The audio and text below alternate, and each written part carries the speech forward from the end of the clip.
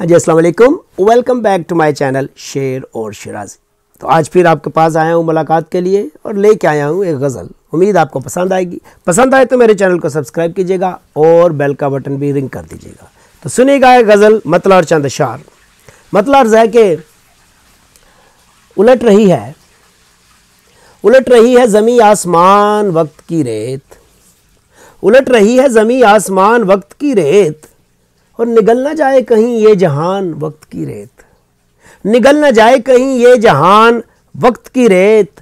और पलट के देख कभी ज़िंदगी की मुट्ठी से, पलट के देख कभी, और पलट के देख कभी ज़िंदगी की मुट्ठी से, निकलती जा रही है मेरी जान वक्त की रेत, निकलती जा रही है मेरी जान वक्त की रेत। और ये दो शेर देखिएगा इकट्ठे के, मैं बन चुका हूँ तेरी कायनात का हिस्सा, मैं बन चुका हूँ तेरी कायनात का हिस्सा, मैं बन चुका हूँ तेरी कायनात का हिस्सा। और मिटा ना पाएगी मेरा निशान वक्त की रेत, मिटा ना पाएगी मेरा निशान वक्त की रेत। और मैं बस चुका हूँ ज़मानो मकां के सीने में, मैं बस चुका हूँ ज़मानो मकां के सीने में। और करेगी मेरी कहानी बयान वक्त की रेत, करेगी मेरी कहानी बयान वक्त की रेत। और खिले हुए हैं मोहब्बत के फूल सहरा में, खिले हुए हैं मोहब्बत के फूल सहरा में,